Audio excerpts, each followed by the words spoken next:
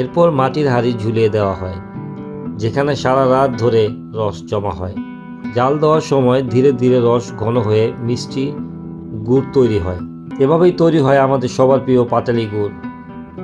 শীতকাল মানেই গ্রামীণ বাংলার এক অদ্ভুত রূপ।